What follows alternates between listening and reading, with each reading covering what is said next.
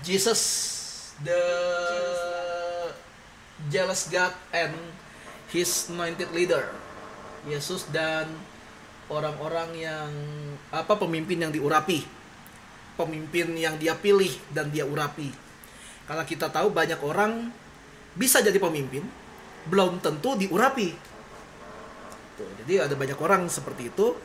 Dari mana kita taunya? Tetap gue berpegang sama ajaran Yesus yang bilang dari buahnya lah orang itu akan kelihatan gitu loh. Kita bisa ngelihat semuanya gitu loh. Yang pertama kita belajar dari Daud, lalu minggu lalu kita belajar dari Esther. Kita belajar dari Daud bagaimana dia walaupun punya pangkat tinggi, bagaimana dia punya pangkat yang tinggi, tapi dia tetap bisa ditegur karena dia juga melakukan dosa. Tapi ketika ditegur dia bisa terima gitu. Itu luar biasanya Daud. Lalu Esther juga sama, dikasih kedudukan tinggi walaupun dia nggak tahu buat apa, tapi ternyata ketika maksud itu ditunjukkan, Esther langsung bergerak untuk melakukan yang menjadi panggilan dia yang sesungguhnya gitu. Nah, hari ini kita akan belajar dari satu orang lagi, dari satu tokoh lagi, namanya Ucup. Yusuf atau dalam bahasa Inggris Joseph ya gitu. Itu Yusuf. Hari ini kita akan banyak baca Alkitab seperti minggu-minggu sebelumnya gitu. Jadi siapkan kitab suci kalian atau handphone suci kalian atau laptop suci kalian, apapun yang ada Alkitabnya akan jadi suci pokoknya. Mungkin kalau Alkitab kalian ada di kacamata kalian gitu ya, Google Glass gitu, bisa jadi suci juga kacamata kalian. Kita akan belajar kisah Yusuf ini dari kitab Kejadian. Dan kita akan bacanya mungkin akan maju mundur. Bolak-balik kita akan baca. Oke, udah ready? Kita buka kitab Kejadian pasal 41. Gue akan kasih tahu dulu tentang prestasi Yusuf. Yusuf punya prestasi. Karena anak Tuhan harusnya punya prestasi. Kalau Yusuf punya prestasi, kita harus bertanya juga, kita punya prestasi nggak gitu? Apakah prestasi sebagai karyawan terbaik, mungkin manajer terbaik, atau mungkin siswa terbaik, menang lomba terus, atau bagaimana? Pokoknya terbaik. Nah, itu biasanya prestasi, ada prestasinya gitu. Nah, sekarang kita belajar Yusuf. Prestasi Yusuf adalah salah satunya, Yusuf itu orang paling berkuasa nomor 2 setelah Firaun. Firaun adalah julukan bagi Raja Mesir. Jadi orang Mesir yang jadi raja itu disebutnya Firaun. Nanti ada Firaun, ada nama-namanya lagi, nama-nama dia gitu. Nah, itu Firaun. Yusuf adalah orang paling berkuasa kedua setelah Firaun. Kita lihat di Kejadian pasal 41 ayat 39 sampai 41. Kata Firaun kepada Yusuf, oleh karena Allah telah memberitahukan semuanya ini kepadamu, tidaklah ada orang yang demikian berakal budi dan bijaksana seperti engkau. Engkaulah menjadi kuasa atas istanaku, dan kepada perintahmu seluruh rakyatku akan taat. Hanya tahta inilah kelebihanku daripadamu. Selanjutnya Firaun berkata kepada Yusuf, dengan ini aku melantik engkau menjadi kuasa atas seluruh tanah Mesir. Jadi Firaun sendiri melantik Yusuf. Yusuf jadi orang kedua yang kekuasaannya sama persis dengan Firaun. Bedanya Firaun itu ya rajanya. Yusuf tepat di bawah raja. Jadi kalau misalnya raja bisa, kalau Firaun bisa ngasih perintah untuk hukum mati dia, misalnya Firaun bisa kayak gitu, Yusuf juga bisa. Walaupun alasan cuma malas gue dia, bantuan melulu, gue juga gitu. Terus dihukum mati misalnya. Nah, itu bisa gitu. Yusuf bisa. Cuma bedanya Firaun ini raja, Yusuf bukan gitu. Nah, Yusuf itu adalah juga penasehat Raja Mesir dan juga seorang Perdana Menteri. Jadi kalau kita tahu fungsi Perdana Menteri, mungkin Yang berkuasa itu adalah raja, tapi yang menjalankan roda pemerintahan itu Perdana Menteri. Nah, itu Yusuf tuh. Yusuf juga adalah seorang yang dalam semalam kamar tidurnya berubah drastis. Dari tidur di penjara, pindah ke kamar super VVIP. Berubah drastis gitu. Berubah drastis. Ada orang kan bilang gini ya, lu kalau mau sukses, jangan terlalu buru-buru. Hidup menuju kesuksesan itu seperti menaiki anak tangga. Satu-satu. Kita diajarin buat pelan. Cuma gini, kalau orang mau bikin anatomi atau ilustrasi menggunakan anak tangga, ya kan? Dan kita tahu sekarang ada tangga tapi bisa jalan. Eskalator. Lu bisa naik eskalator dari lantai 1 sampai lantai 6. Ngapain lu naik tangga emergency exit kalau nggak ada kebakaran, nggak ada gitu. Ya kan? Lu mau naik ke lantai 20, ada lift, ngapain pakai tangga? Gitu kan, kalau lu mau pakai anatomi tangga-tanggaan gitu kan, ya kita harus fair dong.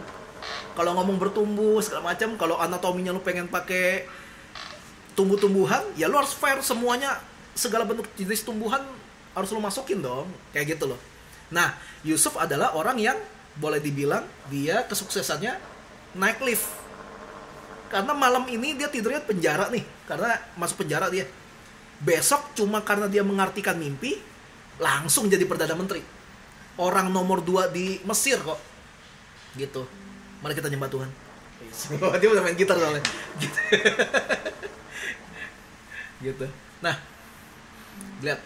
Ini sharing firman Tuhan hari ini luar biasa loh. Sampai di jamaah Tuhan dia nangis, tapi yang keluar air mata tuh dari dagu, bukan dari mata. Keluar airnya di sini. Jerawat. Nah, lalu Yusuf adalah orang yang menyelamatkan bangsa Mesir dari wabah kelaparan yang berlangsung selama 7 tahun. Dan juga menjadi penyedia logistik untuk bangsa-bangsa sekitar Mesir yang terkena bencana kelaparan juga. Itu gara-gara Yusuf gitu. Physically gara-gara Yusuf. Lalu Yusuf juga disebut sebagai seorang penafsir mimpi yang handal. Gitu. Primbon lewat gitu. Buku mimpi lewat gitu. Yusuf nggak pakai gitu-gituan, dia langsung tahu gitu arti mimpi. Lalu Yusuf adalah seorang penyelamat pertama sebuah bangsa pilihan Tuhan yang bernama Israel. Nah, Yusuf ini orang pertama yang menyelamatkan bangsa Israel dari kelaparan itu, karena orang Israel kena imbas itu juga dari bencana kelaparan. Kita lihatnya dari Kejadian pasal 45 ayat 18. Kejadian pasal 45 ayat 18. Jemputlah ayahmu dan seisi rumahmu dan datanglah mendapatkan aku, maka aku akan memberikan kepadamu apa yang paling baik di tanah Mesir, sehingga kamu akan mengecap kesuburan tanah ini. Yusuf membawa keluarganya yang lagi kena bencana kelaparan. Dibilang keluarganya tuh bukan yang kayak bapak, ibu, 5 orang anak, enggak. Semua. Jadi si Yakub ini istrinya ada 4, tapi yang satu udah meninggal waktu Yusuf udah jadi pemimpin. Lalu sisanya tuh udah married, punya anak. Anaknya punya anak lagi. Gitu. Jadi di bawah seisinya tuh kayak total bisa sekian ratus orang. Nah, Yusuf memelihara hidup mereka. Makanya orang Israel sampai tetap hidup di tengah-tengah bencana kelaparan yang 7 tahun itu. Karena yang tahu bencana kelaparan itu sampai 7 tahun hanya Yusuf dan orang Mesir. Karena waktu itu dia dapat mimpinya seperti itu. Nanti akan gue jelasin kalau ingat. Lalu prestasi Yusuf yang terakhir yang gue catat ya, sampai matinya ia adalah seorang yang paling berkuasa nomor 2 di Mesir. Jadi nggak ada Yusuf tiba-tiba turun peringkat gitu dari dia nyampe di atas. Sampai matinya dia tetap orang berkuasa di Mesir. Itu prestasi Yusuf. Kalau dibilang enak gak? Enak ya, jadi orang nomor 2 lu bebas kan mau ngapain. Langsung dapat dikasih anak dari Firaun kok. Anak Firaun nggak mungkin jelek, nggak mungkin gembrot gitu, nggak mungkin. Kulitnya korengan itu nggak mungkin gitu. Muka jerawatan nggak mungkin. Gitu. Apalagi banyak flek-flek di badan, bekas digigit nyamuk gitu kan, nggak mungkin. Pasti cakep banget, anak raja gitu. Dan zaman dulu mungkin kelebihannya zaman dulu di zamannya Yusuf ini adalah nggak ada masalah untuk poligami gitu. Wah, nggak ada yang paham. Ya sudahlah. Karena zaman sekarang nggak boleh gitu. Nggak, satu aja udah, ya sudah overload untuk mikirin yang satu. Gimana mau yang lebih? Gimana kalau mau lebih dari satu? Jadi kita jangan mengambil kebiasaan poligami.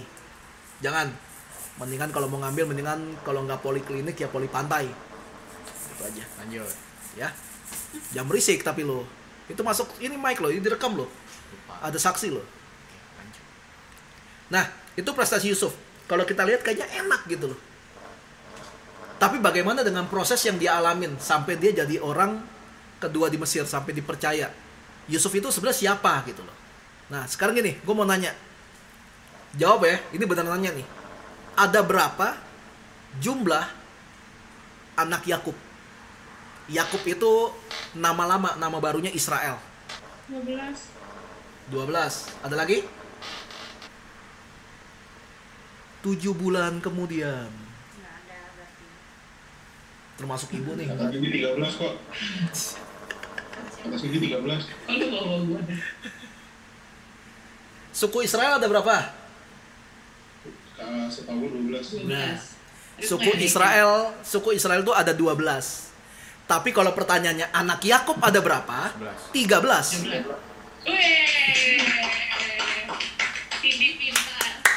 Ya karena suku Israel yang diambil cuma anak laki-lakinya Yakub. Iya kan? Sedangkan ada satu namanya cewek. Ada satu cewek namanya Dina. Oh, bener kan? Lah di sini anak Yakub yang putra ada 6. Nggak mungkin. Itu belum lahir semua berarti. Oh, berarti mendapatkan Itu Dina. Akhirnya anak ini kan anak perempuan, ya sudah dijadiin lagu lah anak ini. Dina Bobo gitu. Ya udah, garing. Udah. Jadi Israel punya 13 anak, 12 pria, 1 wanita. Gitu. Nah, itu kalau kalian mau tahu anak yang perempuannya itu ditulis di Kejadian pasal 30 ayat 21. Itu kalau kalian mau tahu ya. Supaya kalian gak kena pertanyaan jebakan-jebakan lagi gitu. Gue senang menjebak supaya kalian pinter. Ngeles. Nah, siapakah Yusuf? Yusuf atau Yosef? Yosef. Ucup atau Ocep gitu ya, sama aja. Gitu. Livi atau Ipi gitu. Geli. Nah, Yusuf adalah anak ke-11 dari Yakub atau Israel, anak ke-11. Yusuf itu anak yang paling disayang karena Yusuf itu anak yang paling disayang oleh Yakub karena Yusuf itu lahir di usia tua dari Yakub. Jadi Yakubnya udah tua gitu, kayak udah usia tua lah pokoknya gitu ya. Yusuf lahir. Gitu, ternyata gua masih kuat bikin anak, mungkin gitu kali ya, mungkin gitu. Ternyata ya udah tua masih jos gitu loh. Akhir lahir.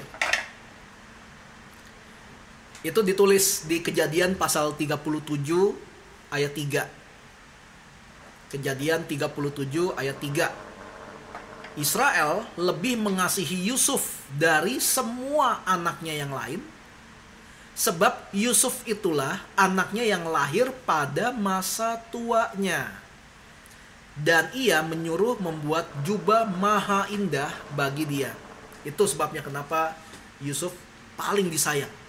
Bukan cuma karena lahir di hari tuanya, tapi karena Yusuf itu lahir dari istri yang paling disayang sama Yakub. Yakub itu dulu cuma mau nikah sama Rahel atau Rachel. Tapi dijebak sama bapaknya Rahel kan, akhirnya dinikahin dulu nih kakaknya yang padahal Yakub nggak cinta. Gitu. Jadi udah anak yang lahir dari masa tuanya Yakub, lahirnya dari istri yang paling sayang lagi. Gimana nggak tambah sayang gitu. Gitu. Nah, lalu dari awal Yusuf itu udah sering mendapat mimpi atau penglihatan. Jadi dibilang mimpi karena sebenarnya itu sebuah tanda atau penglihatan tentang masa depan. Jadi butuh diartikan dulu baru bisa ngerti gitu. Itu bisa lihat di Kejadian pasal 37 ayat 5. Pada suatu kali bermimpilah Yusuf, lalu mimpinya itu diceritakan kepada saudara-saudaranya. Sebab itulah mereka lebih benci lagi kepadanya. Jadi kalau mau tahu detail tentang Yusuf, silakan lihat dari Kejadian pasal 35. Kalian akan tahu detail ceritanya. Nah, Yusuf itu punya kejelekan. Yaitu Yusuf itu sering melapor kelakuan jahat kakak-kakaknya sehingga Yusuf dibenci. Kalian yang mungkin di sekolah adalah anak baik-baik gitu ya, yang hidup dengan kebenaran dan nilai-nilai moral Pancasila, kalian ngelihat teman kalian lagi ujian nyontek terus kalian lapor, teman kalian bikin ulah di kelas kalian lapor. Maksudnya baik, melapor tentang adanya penyimpangan atau kesalahan, tapi sebagai imbasnya kalian dibenci gitu karena kalian melapor itu. Nah, Yusuf juga ngalamin hal sama. Yusuf ngelapor kejelekan kakak-kakaknya ke bapaknya. Tapi gini, yang dilapor Yusuf apa? Sampai kakaknya benci mereka, sampai kakak-kakaknya benci Yusuf. Yang dilapor apa kan? Nah, kemungkinan besar yang dilapor sama Yusuf tentang kakaknya itu adalah gini. Kejadian pasal 37 ayat 2. Kejadian pasal 37 ayat 2. Inilah riwayat keturunan Yakub. Yusuf tatkala berumur 17 tahun, jadi masih muda, biasa menggembalakan kambing domba bersama-sama dengan saudara-saudaranya, anak-anak Bilha dan Zilpa. Bilha dan Zilpa ini gundik Yakub, kedua istri ayahnya. Dan Yusuf menyampaikan kepada ayahnya kabar tentang kejahatan saudara-saudaranya. Kejahatan apakah itu? Salah satunya adalah di Kejadian pasal 35 ayat 22. Ya maju mundur kan gue bilang bacanya. Kejadian 35 ayat 22. Ketika Israel atau Yakub diam di negeri ini, terjadilah bahwa Ruben sampai tidur dengan Bilha, gundik ayahnya. Dan kedengaranlah hal itu kepada Israel. Ruben itu siapa? Ruben itu anak pertama Yakub, lahir dari Lea. Bilha itu budaknya Lea, yang lahirin anak juga buat Yakub. Jadi secara simpel, Ruben berhubungan badan dengan ibu tirinya. Nah, ini yang kemungkinan dilaporin sama Yusuf. Salah satunya mungkin dilaporin. Nggak kebayang ya, gila maksudnya. Ya gila lah ini. Tapi lucunya ini sebuah kesalahan yang dilaporkan, tapi malah Yusuf dibenci gitu. Tapi ya memang orang yang lagi berbuat salah terus dilaporin banyak yang gak senang sih ya gitu. Itu tentang Yusuf. Siapakah Yusuf? Ya itu. Nah, Bu, direkam lo, Bu. Ada bukti lo, Ibu yang berisik lo. Ada bukti lo. Ini ada jejak digital lo, Ibu. Kaget loh. Kaget saya. Nah, tadi kan gue bilang Yusuf itu orang yang dalam semalam tinggalnya di penjara Terus dalam semalam berubah, dia tidur di kamar super VVIP. Hebat dia kan. Tapi perjalanan hidupnya itu loh. Kita juga harus mau tahu tentang perjalanan hidup dari Yusuf. Supaya kita nggak lihat semua yang dia alamin. Semua yang dia terima. Semua hal baik yang dia terima. Kita harus tahu juga dia ngalamin apa aja sih. Prosesnya apa aja gitu. Jadi supaya jangan kita punya cita-cita. Gue pernah denger gini, ada orang yang bilang gini. Bentar ya. Siapa tuh yang ciptain rumus sampai bikin bom atom? Nikola Tesla. Dia mah listrik bersih. Belum lahir, Ocom. Direkam loh. Gue salah ngomong kan, nanti gue cut. Leonardo da Vinci. Albert Einstein itu nggak lulus SD karena dianggap bodoh sama gurunya, akhirnya dikeluarkan. Baik nanya. Terus yang paling modern adalah Bill Gates. Katanya Bill Gates juga keluar dari sekolah, tapi lihat dia jadi orang terkaya di dunia, nomor berapa terserah nomor berapapun. Kalau udah disebut orang terkaya di dunia pasti udah kaya banget lah. Nah, ada yang posting bilang gini, buat apa sekolah tinggi-tinggi? Buat apa sekolah? Lihat tuh Albert Einstein, Bill Gates, nggak lulus sekolah jadi orang hebat di dunia. Dia orang sekarang suka memakai patokan-patokan yang di luar sana, tapi kagak ngaca. Sama kayak orang gini, gue pengen, yang gue cerita minggu lalu, kenapa lu masih jomblo? Iya, soalnya gue lagi nunggu pangeranku. Gue pokoknya pengen dapet cowok yang tinggi, putih, pirang, matanya biru, badannya atletis. Tapi kagak ngaca gitu, dia ya gitu, pendek, gemuk gitu, pokoknya gak sesuai gitu, nggak sesuai pokoknya. Kadang-kadang orang nggak ngaca, akhirnya orang yang ngomong lihat tuh Bill Gates segala macem, dibalas gitu sama orang, dibilang gini, iya, lu boleh nggak lulus sekolah, mau kayak Bill Gates atau Albert Einstein, asal otak lu sama kayak dia. Dia nggak lulus sekolah tapi bisa bikin komputer. Lu bisa bikin apa kalau nggak lulus sekolah? Bikin rusuh doang lu bisanya, kayak gitu. Dibalas-balasan. Ya, sosial media tuh lihat kita tuh seru tuh, lucu-lucu orangnya. Gitu. Nah, kita harus tahu proses seseorang sampai dia bisa masuk di level yang kita lihat tuh kayak kita cap sebagai orang sukses gitu. Bahkan Jack Ma, pemilik Alibaba, dia 7 kali ditolak kerja di KFC. Itu baru KFC, belum yang lain gitu. Untunglah dia nggak diterima di sana. Kalau diterima mungkin dia nggak bisa jadi kayak sekarang. Oke, perjalanan hidup Yusuf, proses hidupnya.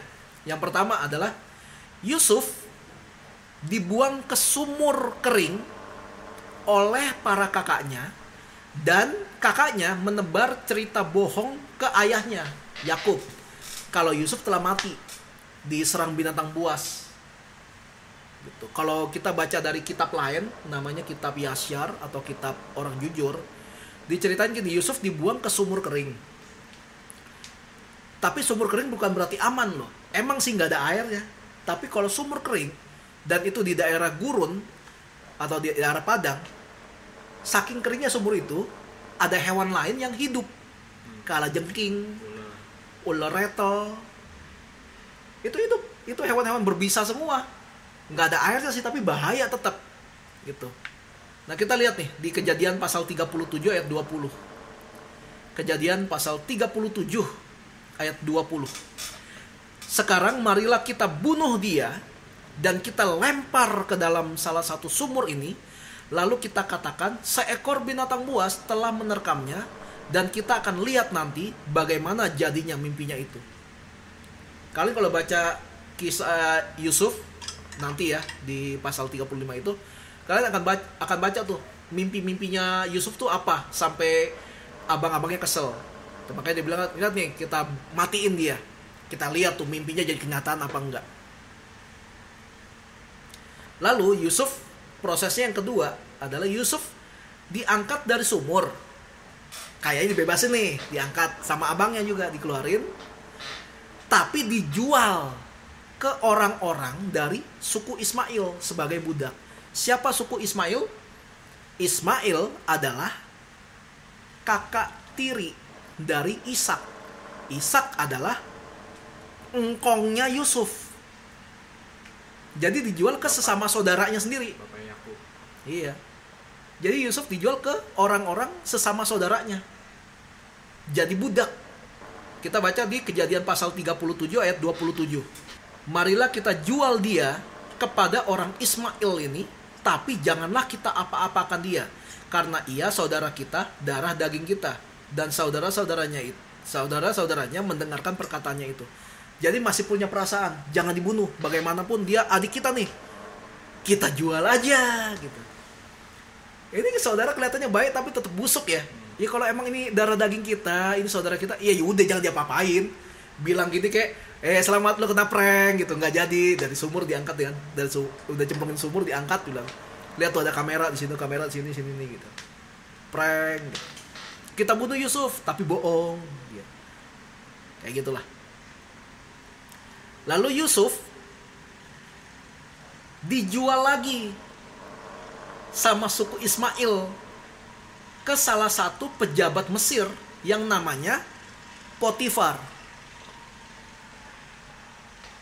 Di rumah Potifar, Yusuf kerjanya sangat baik sehingga Yusuf jadi orang kepercayaannya Potifar, dan Potifar mempercayakan seluruh hartanya kepada pengaturan Yusuf. Semua hartanya, semua isi rumahnya itu ada di dalam kendalinya Yusuf. Kecuali soal Potifar ini mau makan apa, itu masih special custom dari Potifar gitu. Ya, tapi selebihnya Yusuf yang urus. Jadi Yusuf bisa perintahin budak-budak lain untuk melakukan perintahnya dia gitu. Jadi Yusuf itu jadi budak segala budak gitu, bosnya budak gitu. Nah, kita coba lihat di rumah Potifar itu ya. Di Kejadian pasal 39 ayat 2 sampai 6. Kejadian 39 ayat 2 sampai 6. Tetapi Tuhan menyertai Yusuf sehingga ia menjadi seorang yang selalu berhasil dalam pekerjaannya. Garis bawahin tuh. Yusuf selalu berhasil dalam pekerjaannya. Maka tinggallah ia di rumah tuannya, orang Mesir itu. Setelah dilihat oleh tuannya bahwa Yusuf disertai Tuhan dan bahwa Tuhan membuat berhasil segala sesuatu yang dikerjakannya, maka Yusuf mendapat kasih tuannya dan ia boleh melayani dia. Kepada Yusuf diberikannya kuasa atas rumahnya dan segala miliknya diserahkan kepada kekuasaan Yusuf. Lalu ayat berikutnya ini yang paling keren.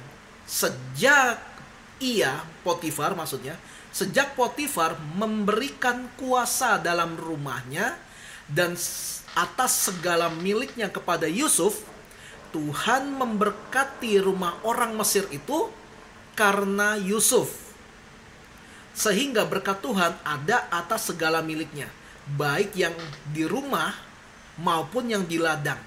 Segala miliknya diserahkan pada kekuasaan Yusuf, dan dengan bantuan Yusuf, Potifar tidak usah lagi mengatur apa-apapun selain dari makanannya sendiri. Adapun Yusuf itu manis sikapnya dan elok parasnya. Ini gokil sih. Ini makanya kenapa gue suka banget sama cerita Yusuf. Ini keren. Sampai dibilang Tuhan memberkati rumah orang Mesir itu karena Yusuf. Kalau gue boleh ganti bahasanya, Tuhan memberkati orang yang tidak mengenal Tuhan ini karena Yusuf kerja di situ.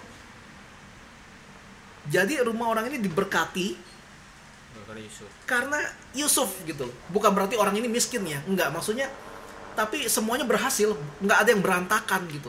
Semuanya keren. Maka sampai dibilang sehingga berkat Tuhan ada di atas segala milik tuannya, baik yang di rumah atau yang di kantor. Gara-gara Yusuf. Ini cerita tentang Yusuf nih. Makanya waktu itu gue sering ngomong gini kan, ketika kalian berada di satu tempat, tempat itu jadi makin baik apa makin buruk, itu harus dipertimbangin. Kalau sejak kalian masuk, kondisi tempat itu makin buruk, bertobat. Jangan nyalahin orang. Iya nih gara-gara sini nih, iya nih gitu. Introspeksi diri makanya. Si Potifar nggak perlu ngatur apa-apa lagi selain ngatur makanannya sendiri, dia mau makan apa. Gara-gara Yusuf jadi dipercaya banget. Dipercaya banget Yusuf. Nah, kita sekarang gini, bisa jadi orang yang dipercaya nggak? Ketika dikasih tugas, apakah lu orang yang bisa dipercaya? Ketika dikasih menghandle ngatur misalkan uang, apakah bisa dipercaya apa enggak? Gue lagi nunggu nubuatan tentang Livi terjadi nih.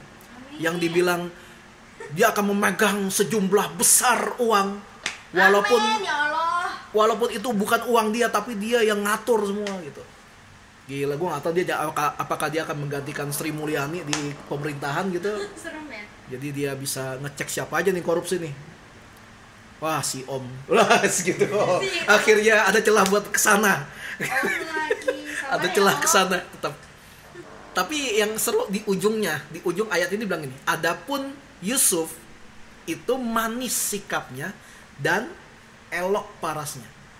Kalau pakai kalimat lain, Yusuf itu sikapnya baik dan ganteng. Yusuf. Jadi kalau misalnya kalian gak punya salah satunya, ya kalau misalnya kalian kerja sama seseorang, kalau kalian gak ganteng-ganteng amat, gak cakep-cakep amat, setidaknya sikap kalian manis gitu loh. Gitu lah ya pokoknya. Udah. Gitu, jangan menambah kekurangan gitu. Nah, lalu proses yang Yusuf alamin adalah Yusuf difitnah ingin memperkosa istri dari Potifar. Kemudian Yusuf dilempar ke penjara. Yusuf difitnah. Dosa kejahatan fitnah itu nggak main-main loh. Karena fitnah, Ahok di penjara harusnya setahun, malah dikasih 2 tahun. Karena fitnah, apalagi banyak lah. Mungkin gue nggak tahu ya sama kalian ya, tapi gue ini adalah orang yang cukup sering dapat fitnahan. Supaya orang itu nggak disalahin, dia cari kambing hitam. Kebetulan dia dapatnya domba. Ya udah, domba pun jadi difitnah juga gitu. Tapi gue orang deh, dan gitu ya. Pokoknya gue sering difitnah, lumayan difitnah. Dari fitnahan abal-abal sampai fitnahan serius, gue udah alamin. Dari gue shock, gue difitnah, sampai gue biasa aja difitnah gitu. Karena gue tahu cara nanganin fitnahan. Gara-gara sering difitnah. Jadi ada kebaikan juga ternyata. Nah, bagaimana ceritanya Yusuf sampai difitnah ingin memperkosa istri Potifar? Kita lihat Kejadian pasal 39. Kejadian pasal 39 ayat 12 sampai 14. Lalu perempuan itu, maksudnya istrinya Potifar, dan biasanya kita suka sebutnya Tante Potifar. Lalu Tante Potifar memegang baju Yusuf sambil berkata, "Ayo tidur dengan aku." Bahasa Alkitab itu Barbar. halus ya. Bahasa Alkitab itu halus gitu. Ayo tidur sama aku. Kesannya kayak ya udah tidur. Percayalah, ini nggak cuma tidur. Ada yang lain. Plus ya. Tapi nggak perlu dibahas ya. Karena Alkitab itu sopan bahasanya. Marilah tidur dengan aku. Tetapi Yusuf meninggalkan bajunya di tangan perempuan itu. Yusuf bukannya, ayo tidur sama aku tuh. Nggak mau. Nggak gitu. Karena gini ya, budak biasanya nih kalau kalian lihat film-film misalnya kayak film Sinbad atau Prince of Persia yang jam waktu itu loh. Dia tuh kayak dia badannya nggak pakai baju, terus ditutupin rompi doang, tau gak sih? Yang nggak ada kancing. Mesir ya? Nah, biasanya budak kayak gitu, budak yang nggak ada lengan gitu, yang nggak ada lengan, rompi kayak gitu. Kalau nonton Aladdin, nah kayak gitu. Cuma kan Aladdin masih pakai baju daleman ya. Ini nggak ada gitu maksudnya. Nah, baju itu dipegang sama Tante Potifar waktu diajak, ayo cup, ayo cup gitu. Bobo sama tante, ntar tante kasih permen. Gitu. Lalu Yusuf nggak mau gitu ya. Terus langsung dia demi menghindari itu, mumpung yang dipegang bajunya, dia lepas sekalian biar bisa kabur. Yusuf nggak memanfaatkan kesempatan kan, kayak sudah terpojok. Tuhan, gue udah melakukan apa yang gue bisa Tuhan. Jadilah padaku seperti yang kau kendaki. bukan kehendakku. Silakan tante, silakan. Enggak gitu. Yusuf kabur. Parah. Yusuf kabur. Guys, ada kalanya ketika kita menghadapi masalah, cara menghadapi masalah bukan dilawan, tapi kabur. Sometimes begitu. Enggak semua masalah yang kita hadapin caranya adalah kita straight. Kita lawan gitu loh. Kita face to face, kita hadapin. Kadang-kadang menghadapi masalah enggak kayak gitu. Kadang-kadang cara menyelesaikan masalah dengan baik bisa dilakukan dengan cara kabur dari masalah itu. Kadang-kadang begitu. Kalian yang mungkin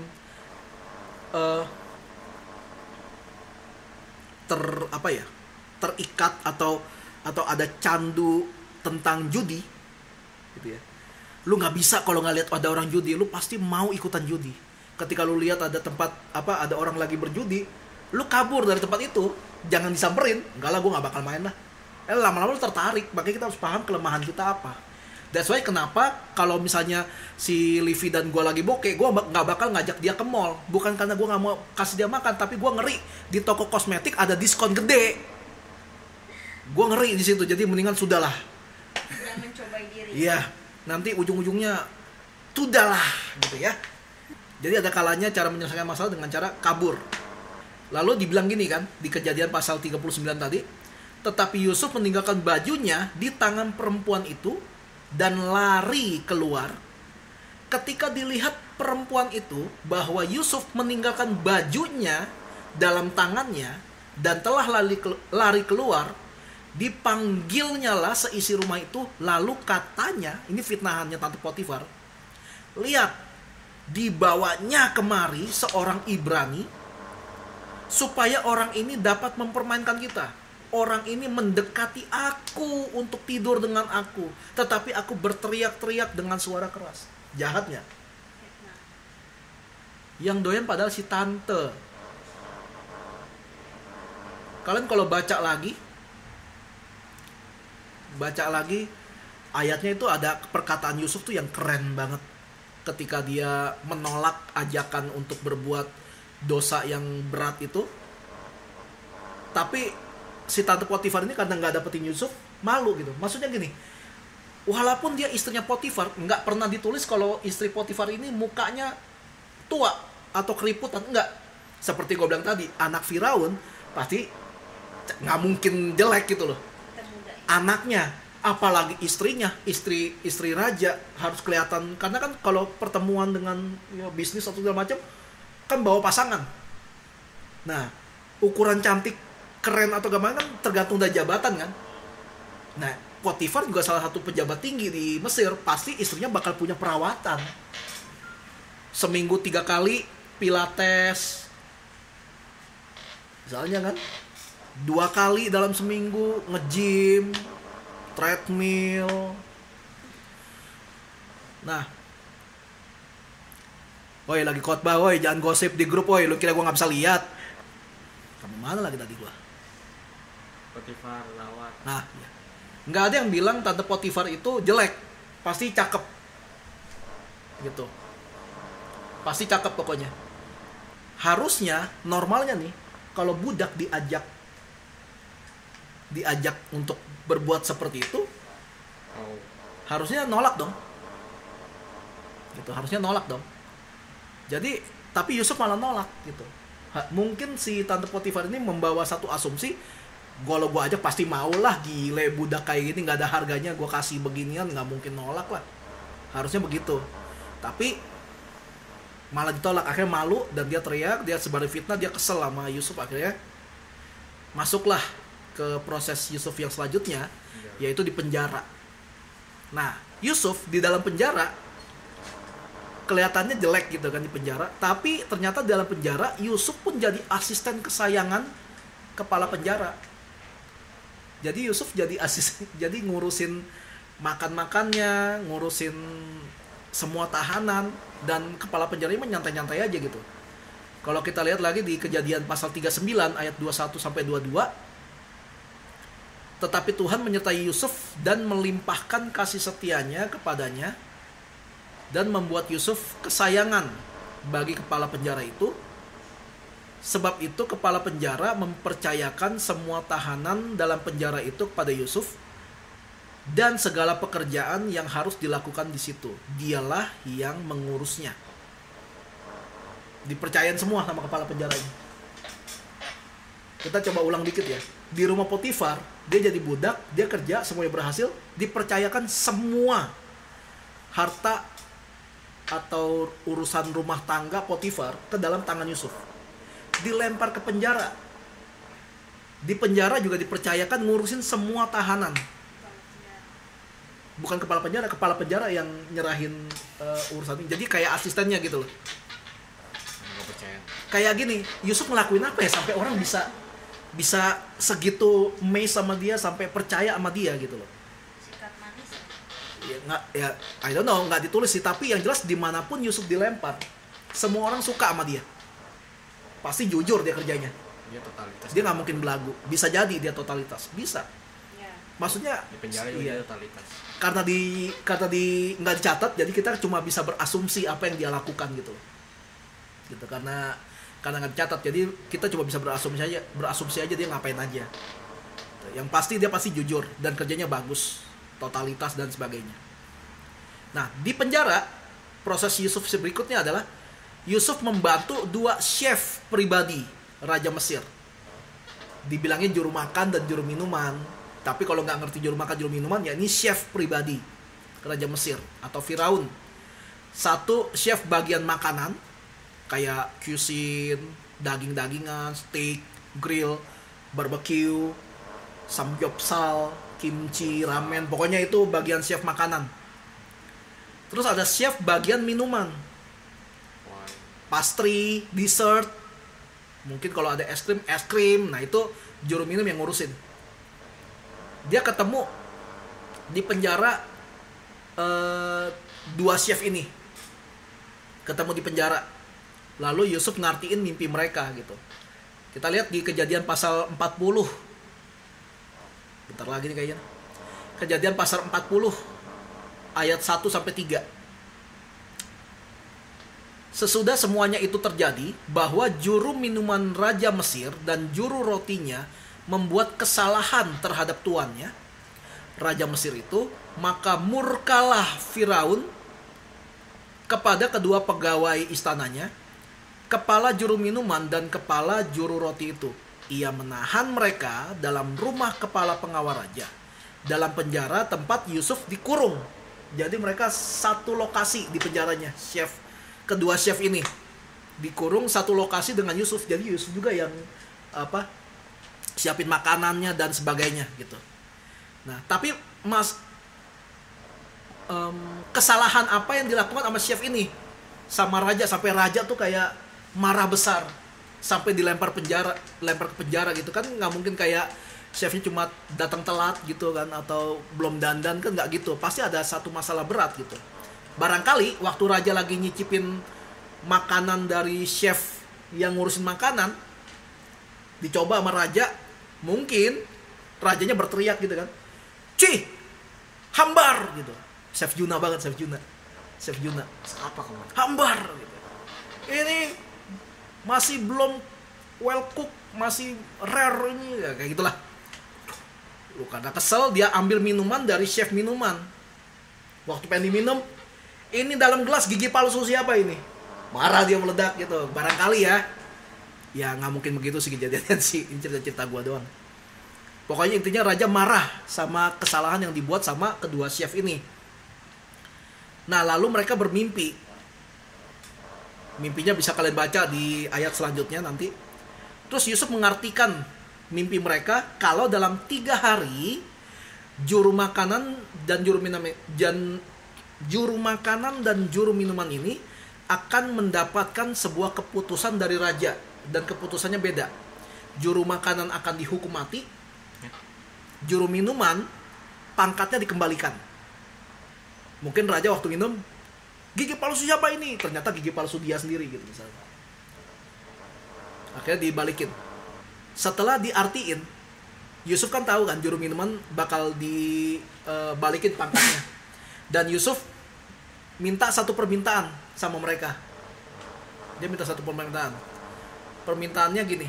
Permintaannya ada di Kejadian pasal 40 ayat 14. Kejadian pasal 40 ayat 14 dibilang gini. Tetapi ingatlah kepadaku, kata Yusuf, apabila keadaanmu telah baik nanti, tunjukkanlah terima kasihmu kepadaku dengan menceritakan hal ihwalku kepada Firaun dan tolonglah keluarkan aku dari rumah ini. Maksudnya Yusuf bilang gini, gua tuh nggak salah apa-apa tapi di penjara. Tolong ceritain dong ke Firaun, kan lu dekat sama raja nih ntar gitu. Tapi apa yang terjadi? Ketika juru minuman ini dibalikin pangkatnya, mungkin dia terlalu seneng, kaget, aduh ternyata dibalikin, gak mati gitu. Saking senengnya, juru minuman ini lupa sama Yusuf. Lupanya nggak main-main.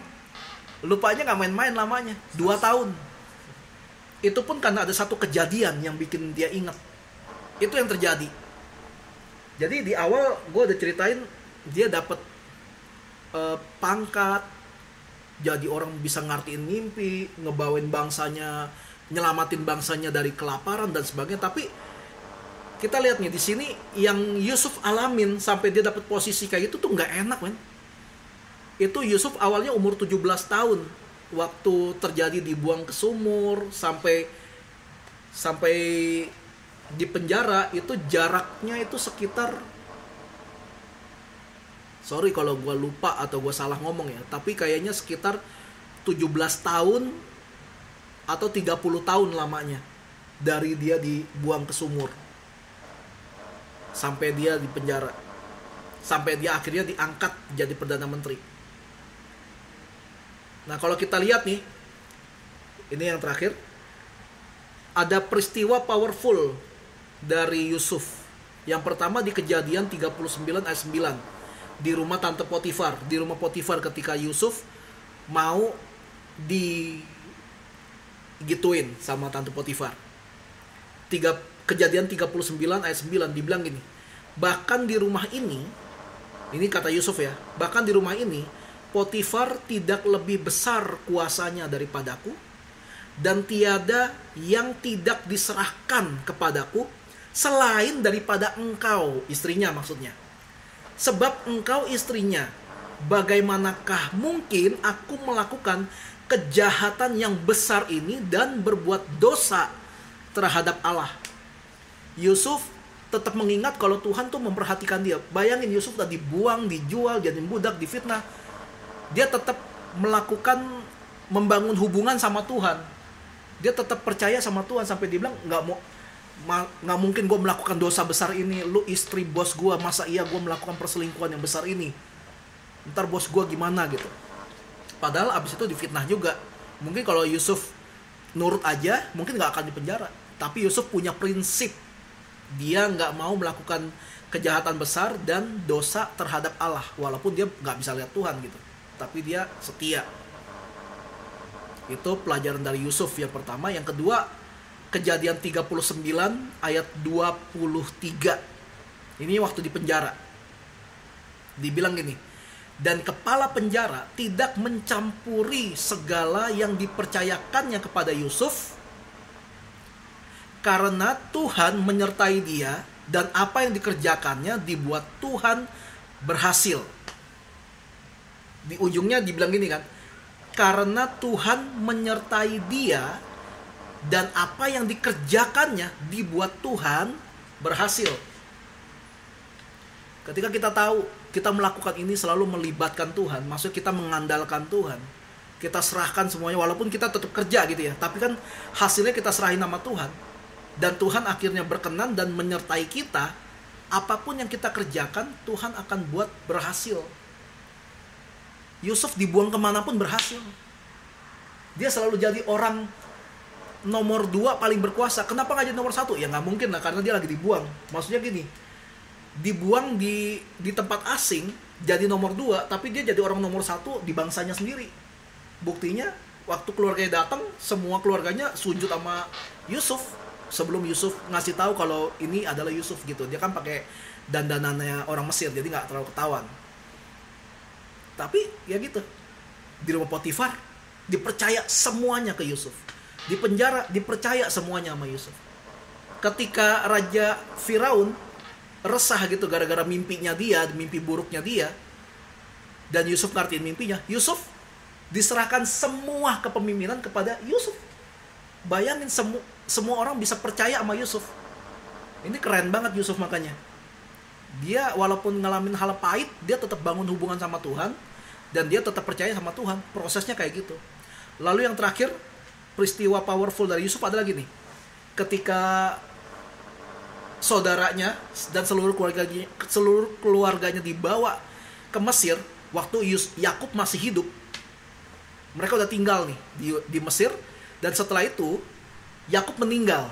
Nah, ketika Yakub meninggal, saudara-saudaranya langsung ketakutan. Kenapa? Waktu itu bapak kita masih hidup nih. Mungkin Yusuf nggak berani ngelawan kita. Mungkin Yusuf nggak berani melakukan sesuatu sama kita. Tapi bapak kita udah mati. Gimana nih? Dulu kan kita pernah berbuat jahat banget sama dia. Kita buang ke sumur, kita jual, terus kita bilang Yusuf mati. Akhirnya saudara-saudaranya menghadap Yusuf dan minta ampun supaya jangan dibinasain. Abis itu Yusuf tuh nangis, maksudnya nangis. Kok bisa-bisanya lu berpikir seperti itu sih? Nah, akhirnya di Kejadian pasal 50 ayat 20, Yusuf ngomong gini ke abang-abangnya. Memang kamu telah mereka-rekakan yang jahat terhadap aku. Diakui. Tetapi Allah telah mereka-rekakannya untuk kebaikan. Dengan maksud melakukan seperti yang terjadi sekarang ini. Yakni memelihara hidup suatu bangsa yang besar. Yusuf bisa dengan dewasa bilang gini.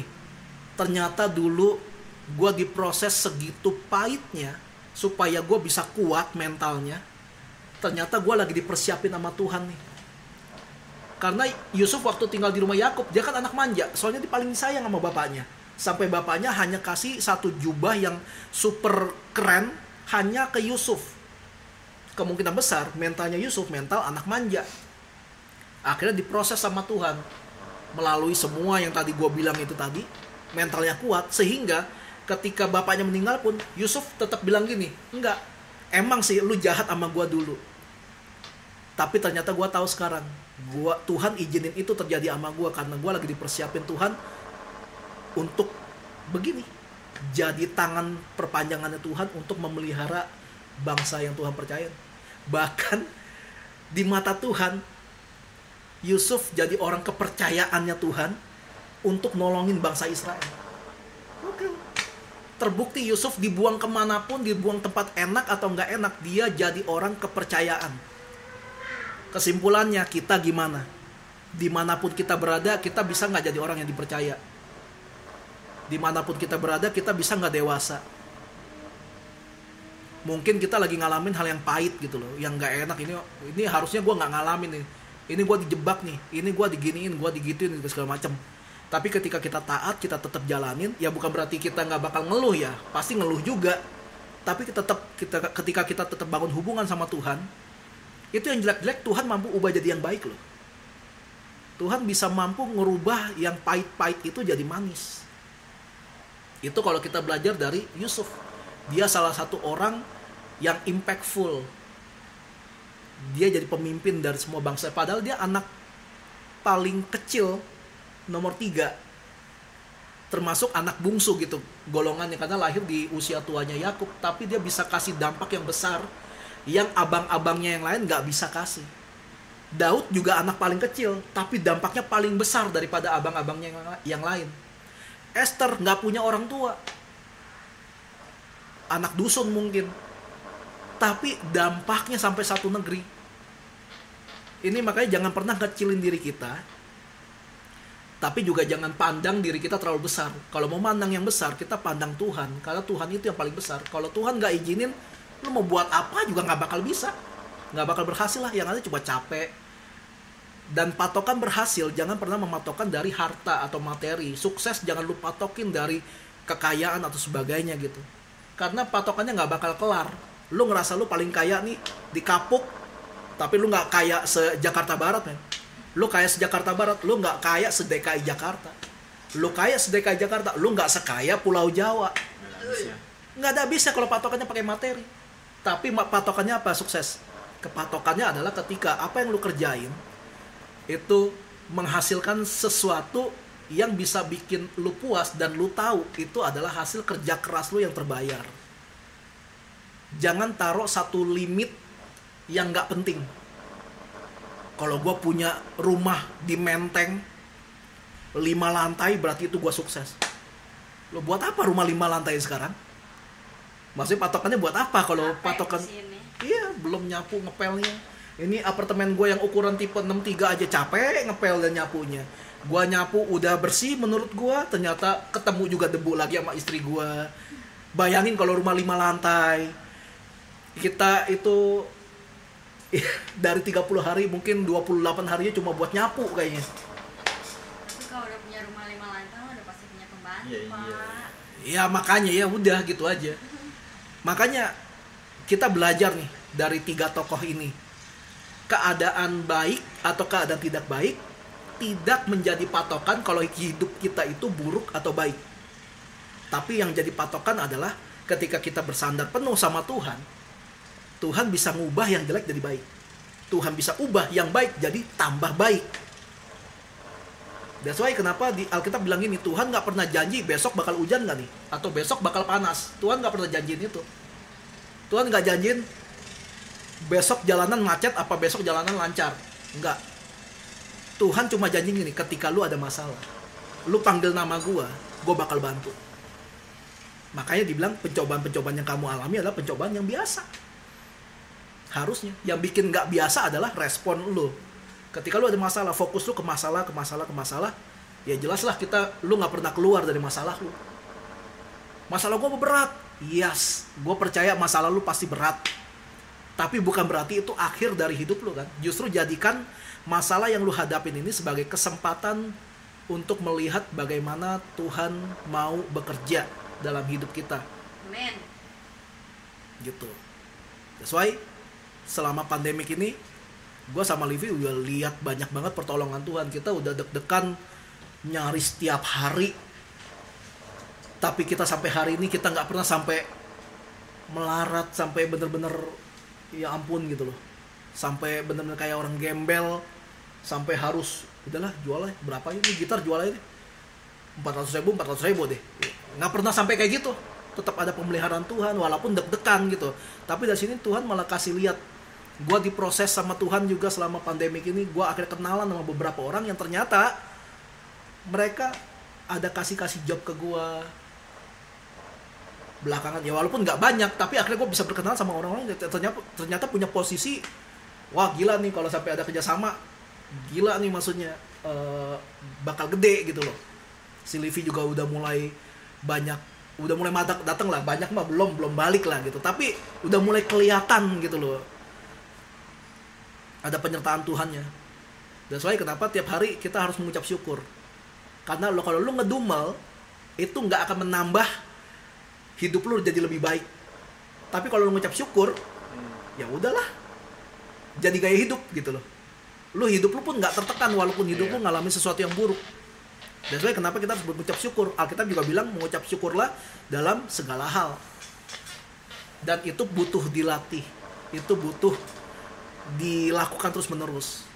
Ingat ya, sekali lagi, jelek atau bagusnya kondisi kita nggak menjamin bahwa ujungnya hidup kita bakal jelek apa bagus.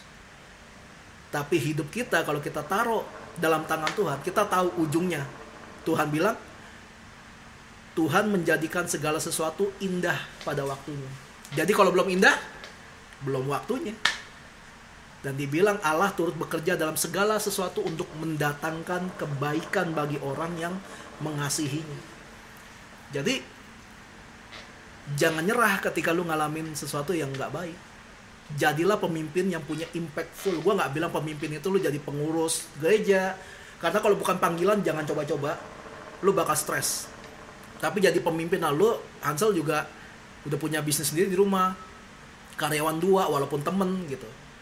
Maksudnya tapi lu bisa kasih contoh yang bener. Mungkin gue gak tahu nih, karyawan lu bakal bisa ngelihat lu jadi apa, jadi bos yang mereka bisa percaya, yang mereka bisa pelajarin, atau jadi bos yang justru di depan baik, di belakang mereka nyinyirin lu terus. itu ada di tangan lu, dan lu nggak bisa cegah mereka nyinyirin lu di belakang. Gue juga sama gitu loh. Begituin juga Yosia juga mungkin sama nih, dia Yosia juga punya anak buah di belakang gitu, tapi kan nggak ada yang tahu nih di belakang anak buahnya ngomongin apa. Kita nggak bisa ngatur. Nggak bisa ngatur, tapi kita bisa atur diri kita. Kita punya kuasa, kita punya hak buat ngatur diri kita supaya hidup kita mau bagaimana, hidup kita palsu atau hidup kita lurus. Itu keputusan tangan kita. Lu mau jadi apa? Keputusan tangan lu. Kalau lu milih ikut jalan Tuhan, Tuhan berkatin. Kalau lu milih bukan jalan Tuhan, ya Tuhan juga gak bakal maksa. Lu akan diatur sama pihak lain yang bukan Tuhan. Sekali lagi, keadaan yang kita hadapin sekarang tidak menjamin ujungnya selalu sama seperti itu. Yang menjamin ujungnya lebih baik adalah ketika kita hidup bersandar sama Tuhan. Amin.